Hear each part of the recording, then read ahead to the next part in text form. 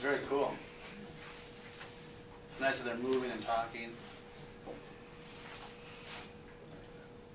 It's a lot like what we do in Spanish, that pairing, we were talking about this a little bit, pairing gestures with new words, new vocab.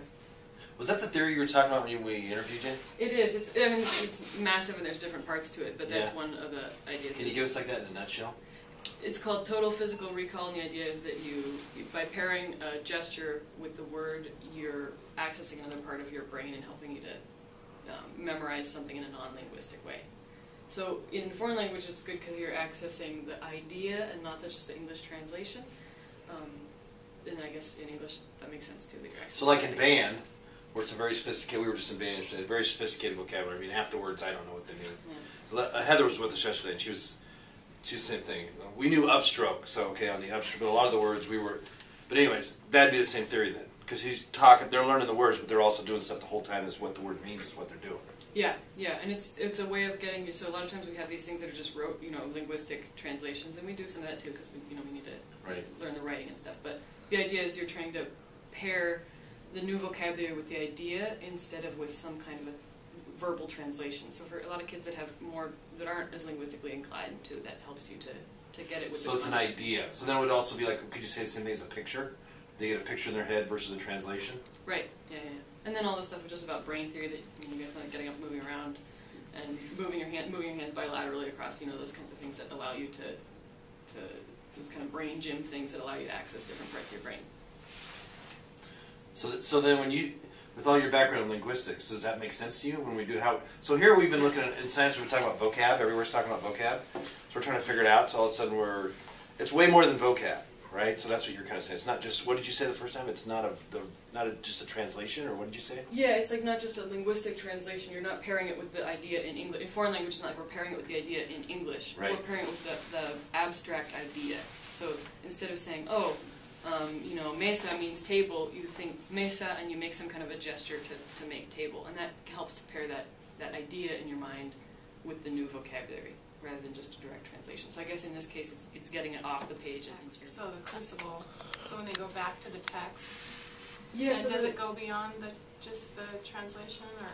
Well, the part I was curious about, the person next to me said they're in Act 3, so these are vocab from Act 1 and 2, and they might or might not, like we didn't see them in context, they might or might not be remembering what the calamity referred to or whatever. Oh. So maybe better if he was doing the words ahead of the act. I don't know. I kind of like that it was after the act, because they've already seen it. I mean, I don't know what he did when they were reading it to kind of pull out those words, but maybe during the activity, if he went back and said, remember the calamity was this, or maybe if there was a way to pull out a few of them to see them in context again. Right. So let me ask you like this. So let's flip to math really quick. So, okay, I got a theory. Not a theory, that's what I've seen in action. So sometimes in Korean culture, they'll teach you the times tables before you even know how to add. Mm-hmm. You'll memorize the times tables. Mm-hmm, mm-hmm. So conceptually, you have no idea, but I don't know translations are, but you know the times tables now. You just know them. 2 times 2 is 4. You don't really know what that means. Maybe you could represent it, maybe you couldn't. But their theory is, you teach them the timetable, so you essentially memorize that. So that'd be a translation in a way, because they don't have an idea. You know in the way that you know a nursery rhyme, not in the way that you have any numbers. Right. But then later on, when they go get a math later on, then they just approximate. They go, then it's 8 times 8, and all the other kids are going, and the teacher's trying to do manipulatives, and then the Korean kid just goes 64. And then maybe the idea comes later. I guess that's the theory. So I guess I wonder. Yeah. So if I like the word providence here, divine care, right? That's what I thought it was a really good definition too. Mm-hmm. So it's divine care. So then, even if they can't relate it back to the text, now they'll know what providence means, divine care. And I guess my theory would be eventually, if they really get that, if that gets stuck in there, even if it's a translation, they'll be able to use that later. Yeah. I don't know.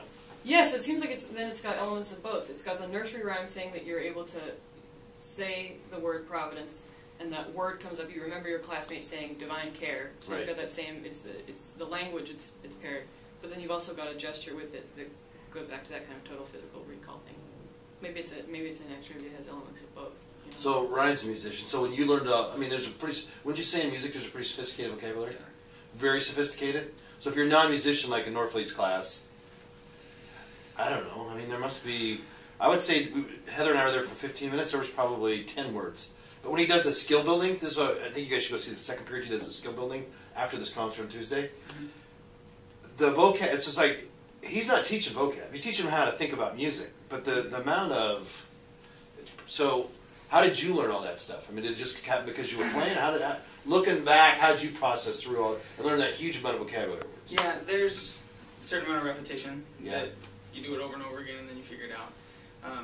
We had a guest conductor come in one time, or maybe it was at a clinic or something that we were at, and he said, you know, there's all these words on the page that are in Italian or French or that, you know, you don't need to know those, is one of the things that he said. He's like, basically, when you see this word, what this word means is watch the conductor. And then when you see this word, it means watch the conductor.